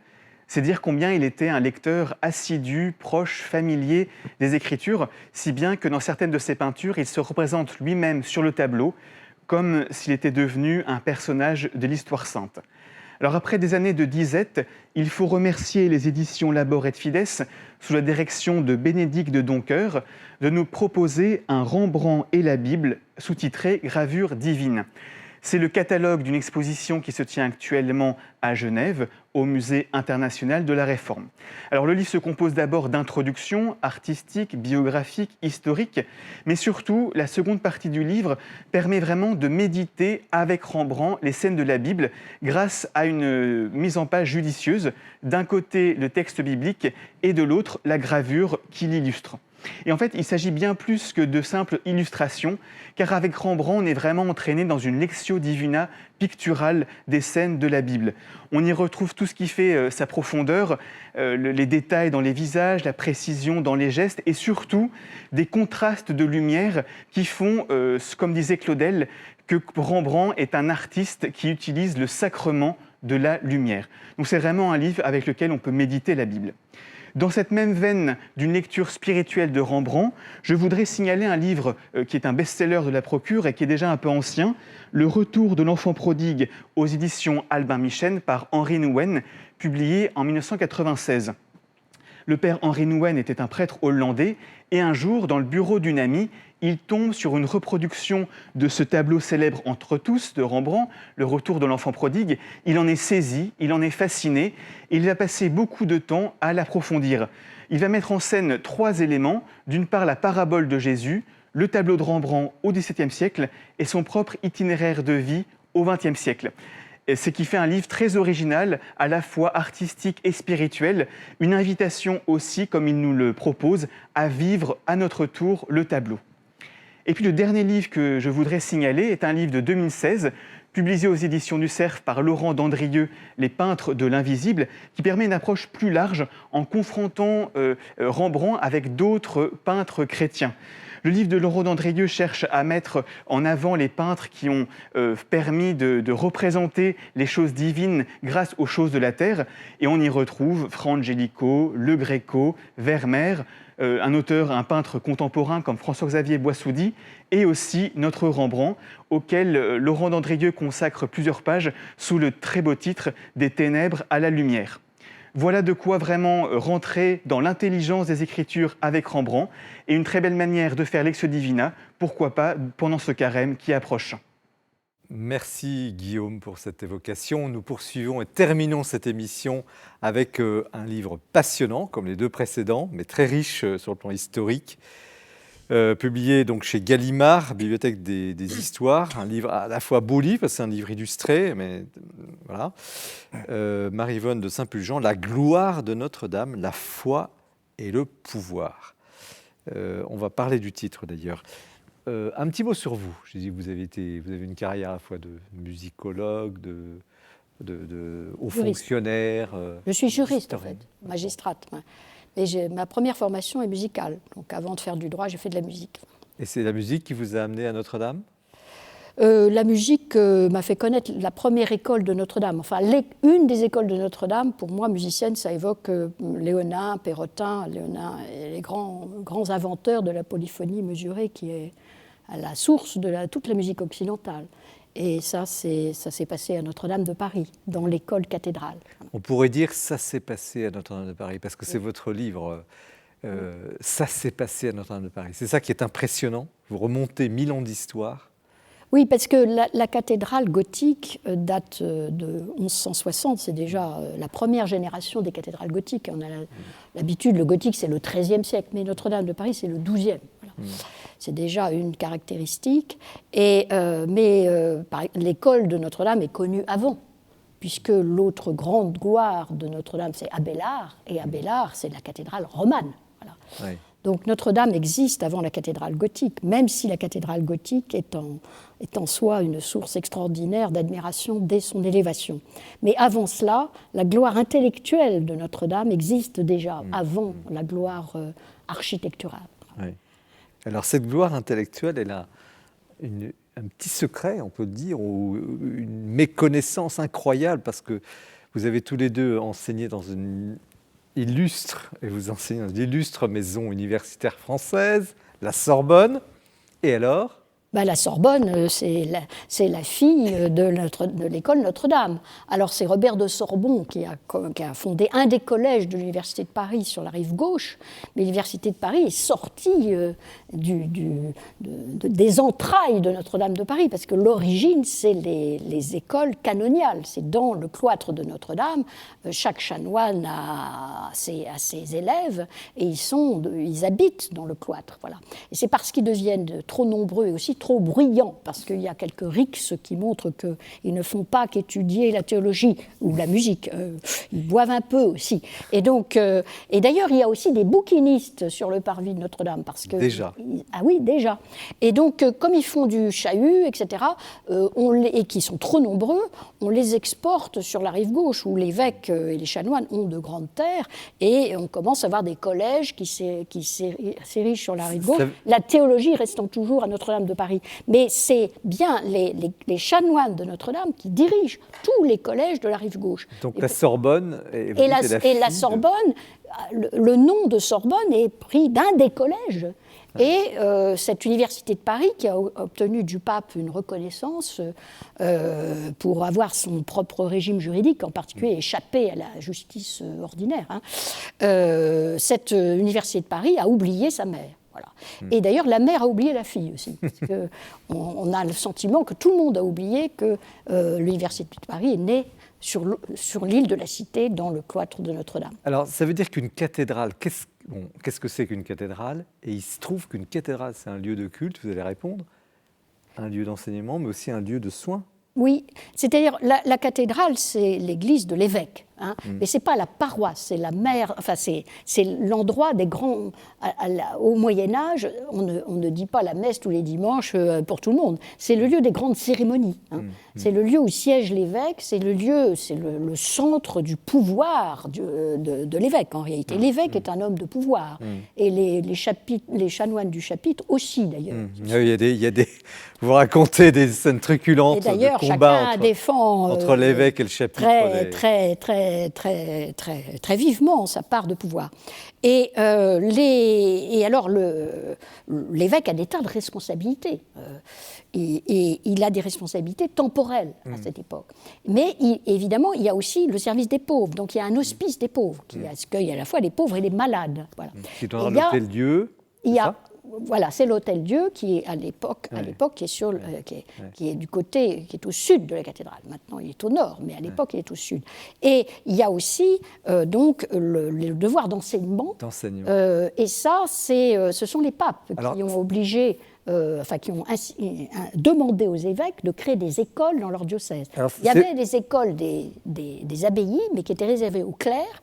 Et donc, c'est en fait une grande réforme de l'Église qui a imposé à tous les évêques d'ouvrir des écoles. Ce qui a créé des écoles oui, et des écoles peuple, pour tous, pas seulement pour former. C'est ça la différence avec les écoles des abbayes, qui ne forment vraiment que les futurs religieux. Les écoles des cathédrales forment tout le monde. Alors, nous parlons, ça c'est toutes les cathédrales. Oui. Maintenant, Notre-Dame de Paris, quelle est sa spécificité? Je crois que la grande spécificité de Notre-Dame, c'est que, d'abord, elle est située depuis toujours dans l'île de la Cité. C'est-à-dire il y a une cathédrale dans l'île de la Cité au IVe siècle, dès le IVe siècle.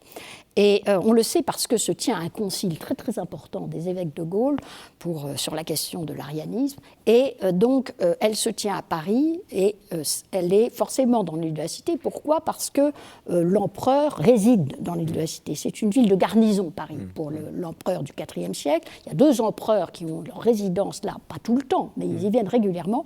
Et on sait que les cathédrales sous l'Empire sont forcément dans l'enceinte fortifiées, parce qu'elles sont mises à l'abri des attaques. Donc l'enceinte fortifiée du IVe siècle à Paris, il est sur l'île. Dès le début, la cathédrale Notre-Dame de Paris est là. Et les symboles aussi de sous-titre, la foi et le pouvoir. Ben oui, parce que, en fait, comme c'est une ville impériale, tout de suite, cette cathédrale-là, elle jouxte le pouvoir impérial. Voilà. Comme de la même façon qu'elle partagera le territoire plus tard avec le roi, l'empereur, etc. Et c'est toujours été la cathédrale qui est proche physiquement du pouvoir suprême. Voilà. Et c'est le seul cas d'une cathédrale si proche du pouvoir suprême et si importante dans l'histoire de l'Église. Parce que aussi, par exemple, ce concile, il se tient à Paris, il ne se tient pas ailleurs en Gaule. Et Lutèce de l'époque, mais dans l'île de la Cité. Et dès le départ, bien que en principe la primatiale c'est Lyon, mais en fait Notre-Dame de Paris a toujours été plus importante dans l'histoire de l'Église. L'évêque de Paris est une puissance considérable. Voilà. Alors, ce qui est fascinant, c'est que là, vous êtes au début, donc on va appeler ça le Moyen-Âge, et puis alors vous remontez chaque étape de l'histoire, et c'est un peu le même binôme pouvoir royal, puis républicain, puis impérial, Et alors le pouvoir de l'Église, il est un peu différent, mais il est toujours là. Et c'est ça que je voudrais que vous puissiez nous expliquer, parce que c'est le cœur de l'ouvrage, cette espèce de lieu qui est à la fois très religieux et qui est aussi... Très politique. La France, oui. Il est très politique et très historique. Et alors c'est dû... à des phénomènes historiques successifs. Alors, ce qui est frappant quand même, c'est que, d'après ce qu'on sait des anciennes cathédrales avant la cathédrale gothique, donc, c'est qu'elles étaient déjà immenses, d'une taille exceptionnelle, ce qui prouve deux choses. D'abord, qu'il y a beaucoup de fidèles, et puis aussi que l'évêque est puissant. Parce qu'au fond, la cathédrale exprime la puissance de l'évêque. La puissance de l'évêque est assimilée d'ailleurs à la puissance de l'Église. Tout ça. Alors il y a quand même des critiques, par exemple sur la construction de Notre-Dame de Paris, qui est immense. Ce qui frappe au XIIe siècle les premiers observateurs, c'est la taille exceptionnelle de Notre-Dame de Paris. Surtout la hauteur, c'est-à-dire qu'elle est 1,5 fois plus grande que tout ce qui a précédé. Imaginez 50% de plus d'un seul coup, ce qui veut dire d'ailleurs un exploit architectural exceptionnel dont aujourd'hui encore nous plonge dans la perplexité, parce que comment les maîtres d'œuvre anonymes de cette époque ont-ils pu faire ce saut quantitatif inimaginable? Parce qu'il y aura plus grand plus tard, mais jamais 50% plus grand. Donc c'est le début de la course au gigantisme dans les cathédrales gothiques d'ailleurs. Et ça montre l'ambition extrême de l'évêque constructeur qui est Maurice de Sully, et qui a frappé les contemporains de façon définitive, j'allais dire. C'est la première source d'admiration, et c'est évidemment, elle est élevée à la gloire de Dieu et de l'Église. Et c'est une ambition extraordinaire. Maurice de Sully sort de rien. C'est un petit paysan qui a fait des études et qui est très intelligent, qui est devenu proche du roi, d'ailleurs le roi va recommander son élection. Et donc il fait ça, il affirme sa puissance. Mais il affirme sa puissance face à un pouvoir religieux qui est le pouvoir de Rome, qui essaye d'affirmer sa supériorité hiérarchique sur toutes les églises locales.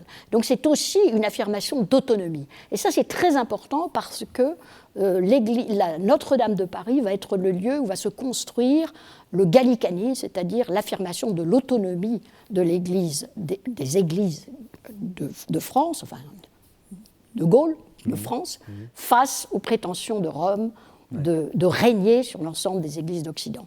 Et ce gallicanisme va durer jusqu'à la fin du XIXe siècle. C'est-à-dire que, alors que, par exemple, au XIXe siècle, l'ultramontanisme, c'est-à-dire la thèse inverse, c'est que on accepte l'autorité de Rome, remonte, et le lieu central de l'ultramontanisme, c'est justement Lyon.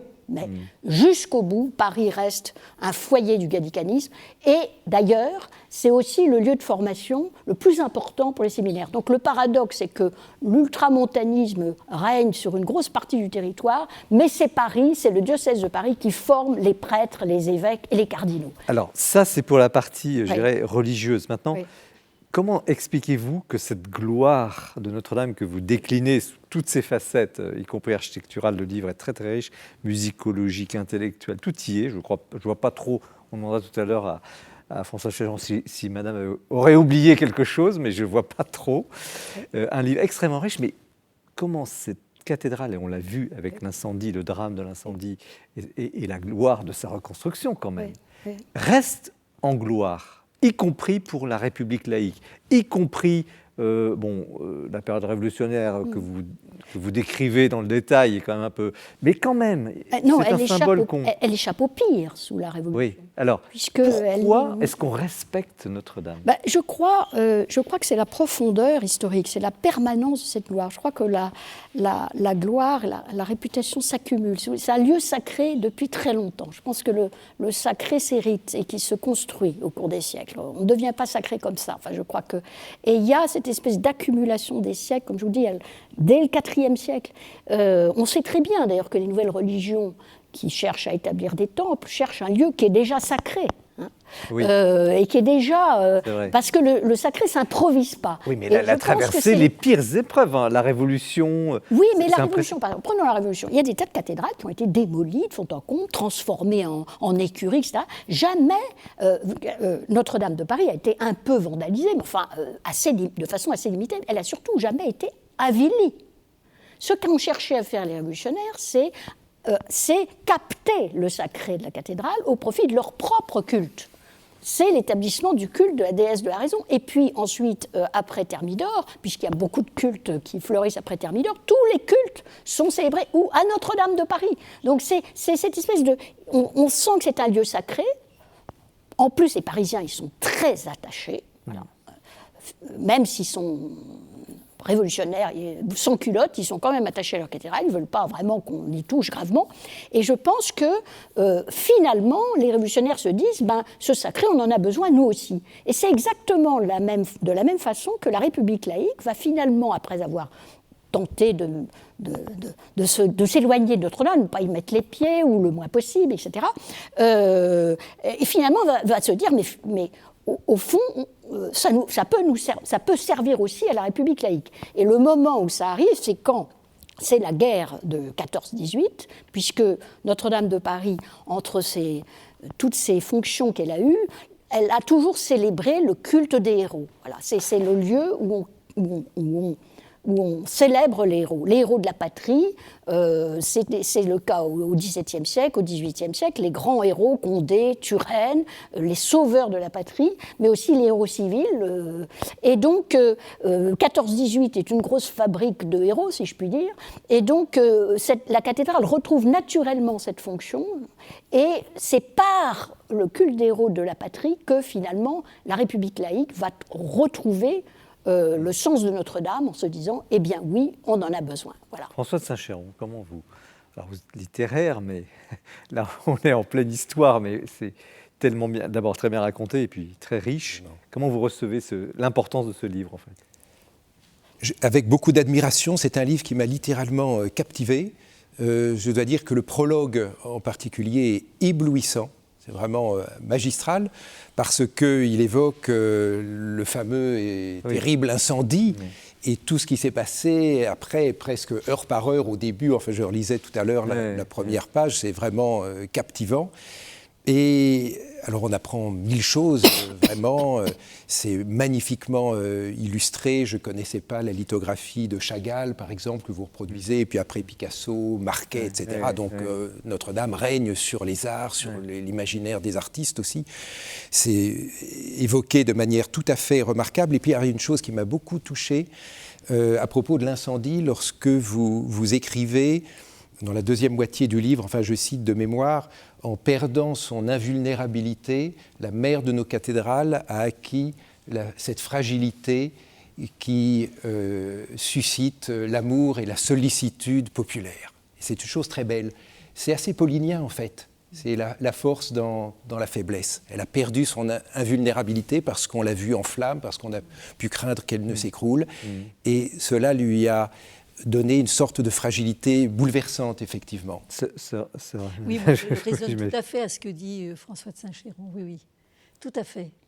Effectivement, c'est quelque chose d'assez... quelque chose d'assez extraordinaire, en fait. Cet écroulement est une résurrection. Un écroulement, voilà. Et en fait, finalement, la résurrection, c'est toujours... l'écroulement, finalement, fait percevoir aussi à quel point on tient tout à fait. Au lieu, à quel point... Et finalement, il y a un processus... Enfin, on ne peut pas parler du... Enfin, on se sent plus humain. Enfin, il y a quelque chose... Ça renvoie à l'humain dans ce qu'il est, dans sa vérité. Ben oui, cette fragilité, cette précarité. Et donc, du coup, son caractère est éminemment précieux, quoi, de par cette dimension-là aussi. Oui, j'ai trouvé que c'était très... Un petit mot sur... Parce que ça, beaucoup de gens s'interrogent, Marie-Madeleine Saint-Pléjean, sur la réalité de ce qui s'est passé. On ne va pas en parler longtemps. Mais est-ce que vous avez découvert de nouvelles choses ou... Non, je crois qu'il y a... Je dirais que ça ajoute à la légende de Notre-Dame. Je crois que ça resterait un mystère. Alors, il y a d'excellentes raisons pour lesquelles on ne saura jamais d'où vient vraiment l'incendie, qui sont des raisons bassement matérielles. Vu l'étendue des dégâts, si on désigne un responsable, tout le monde sera très embarrassé. Et il y a probablement des responsabilités conjuguées. Donc, mais personne n'a intérêt à vraiment creuser cette affaire, et donc les juges d'instruction continuent de faire des expertises. Alors, la seule chose dont je suis à peu près persuadée, c'est que c'est accidentel. Voilà. Mais d'où vient l'accident? C'est ça la question. Bon. Alors, Mais finalement, Notre-Dame, vous savez, s'enrichit de mystères et de légendes. Il y a des tas de mystères et des tas de légendes à Notre-Dame. Donc voilà, ça fera partie de la légende de Notre-Dame. Et effectivement, ce malheur lui manquait. Elle avait échappé à toutes les grandes catastrophes, et il y en a eu plein dans les cathédrales. Ouais. Et finalement, elle était un peu distante. Voilà. C'est une cathédrale majestueuse. Hein. Elle est élégante, mais majestueuse, un peu hiératique. Hein. Alors à ce propos, passons à la restauration, parce qu'il y a tout un chapitre passionnant, c'est quasiment un livre dans le livre, sur Viollet-le-Duc, que vous connaissez très bien, et vous racontez donc Viollet-le-Duc qui a été chargé de faire une première restauration, discutée, etc. Cette restauration, aujourd'hui, les gens savent à peu près où on en est, mais vous, qu'en pensez-vous? Est-ce qu'on est dans la bonne ligne? Oui, alors, si je puis moraliser la question. Oui, alors c'est la question de la flèche, hein, qui a été. Par exemple. Fallait-il refaire la flèche de Viollet-le-Duc ou non? Alors, en fait, moi, j'ai été stupéfaite par ce débat parce que ça a souligné la mauvaise connaissance qu'on a de notre histoire d'architecture et de grands hommes en France. Bon, Viollet-le-Duc est un immense architecte, c'est un grand génie du XIXe siècle, c'est un génie moderne, contrairement à ce qu'on pense de lui. Et vous le réhabilitez, hein. Mais oui, alors c'est une histoire totalement romanesque, parce qu'il n'aurait jamais dû être architecte, il n'aurait jamais dû. Il est arrivé là en même temps qu'on a créé le service des monuments historiques. Il est arrivé là dans une ambiance littéraire, d'ailleurs. Le patrimoine, c'est Mérimée, mais c'est Victor Hugo, c'est Chateaubriand. Très très bien l'histoire de l'art. Il est un expert. Pour la flèche, il a fait une synthèse de tout ce qu'on pouvait faire. Oui, alors il connaît très bien le gothique. C'est un analyste du gothique, c'est un archéologue du gothique, c'est un énorme travailleur, mais c'est aussi un magnifique dessinateur, un aquarelliste de talent. On a d'ailleurs, dans les illustrations, il y a des choses.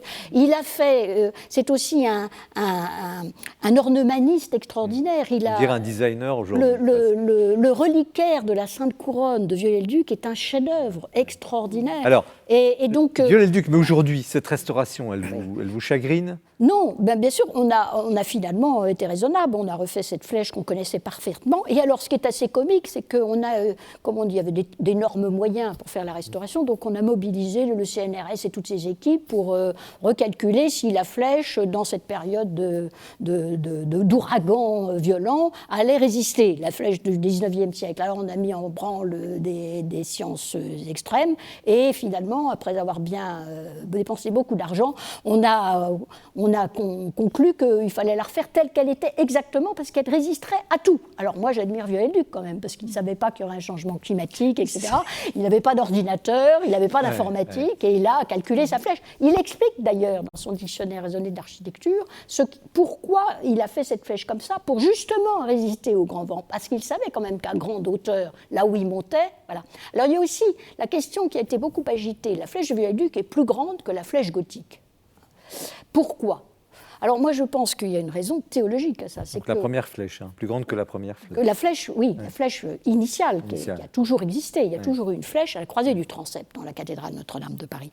Mais elle n'a pas tenu le coup, enfin elle a tenu quelques siècles, mais elle a été abattue parce qu'elle était ruinée. Alors ce n'est pas du vandalisme révolutionnaire, elle tombait. Voilà.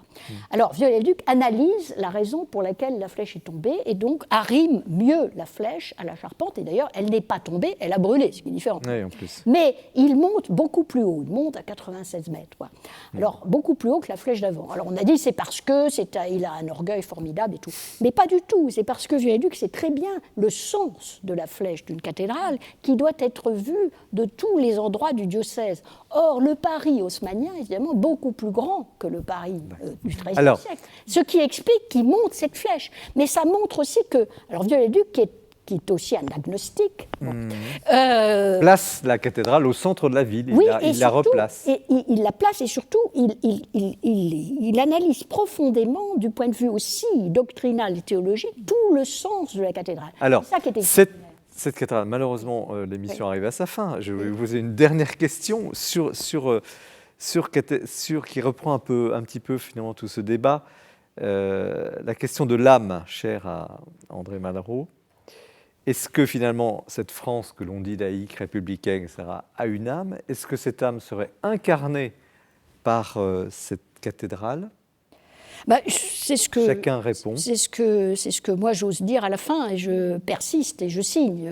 Enfin, je pense que tous les Français se reconnaissent dans Notre-Dame, quelle que soit leur confession, quel que soit leur rapport à la religion, et qu'elle est vraiment l'une des âmes de la France. Pas la seule, sans doute, hein. Je ne prétendrai pas cela, mais c'est certainement une incarnation incontestable de la France. Et je pense que l'incendie l'a prouvé. Le nombre de petits donateurs qui se sont précipités pour financer la restauration, c'est extraordinaire. Et le montant moyen des dons montre que c'est surtout les petits donateurs qui sont précipités. Ma sœur, la France a-t-elle une âme et Notre-Dame serait-elle l'incarnation de cette âme? C'est-à-dire qu'elle visibilise, je pense, une aspiration profonde. Pour moi, c'est un peu ça. Elle n'est pas la seule, ça c'est clair non plus, mais je pense que, tout lieu de ce type visibilise quelque chose que chacun désire d'une façon ou d'une autre, ou en se l'avouant, en se l'avouant pas. Ouais. Mais je pense que ça renvoie vraiment à la transcendance de Françoise Saint-Chéron, justement, dernier mot, le mot de la fin. Eh bien, comme vous avez Est-ce que c'est l'âme du XXIe siècle, finalement? Je pense que, pour Malraux, c'était plutôt Chartres. Et le mot âme que vous venez d'employer me fait penser à une phrase que je cite d'ailleurs dans son dernier discours devant des survivantes de Ravensbrück. Il dit « Portail royal en qui depuis 800 ans bat l'âme de notre pays ». Pour lui, c'était plutôt à Chartres. Mais c'est une cathédrale et c'est le mot de la fin. Et c'est une cathédrale.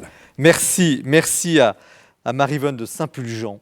La gloire de Notre-Dame, la foi et le pouvoir. Gallimard, un livre un peu inépuisable. On a essayé de l'évoquer, vous le lirez, c'est absolument passionnant. Merci Sœur Emmanuelle Biotto. Des femmes en quête de Dieu, découverte des mers du désert, chez Salvator, la profondeur dans l'abandon du désert. Et merci à Françoise Saint-Chéron, Malraux, devant le Christ, chez Desclés de Brouwer. Une redécouverte et une grande méditation d'un agnostique sur le christianisme, qui est aussi un point commun de cette émission. Merci de votre fidélité, de votre attention. Nous nous retrouvons le mois prochain avec un programme passionnant aussi. Et vous pouvez d'ici là revoir l'émission, en parler autour de vous. N'hésitez pas. Elle est sur le site de KTO, de la Procure et du Jour du Seigneur. Très bonne soirée et très bonne lecture surtout. Au revoir.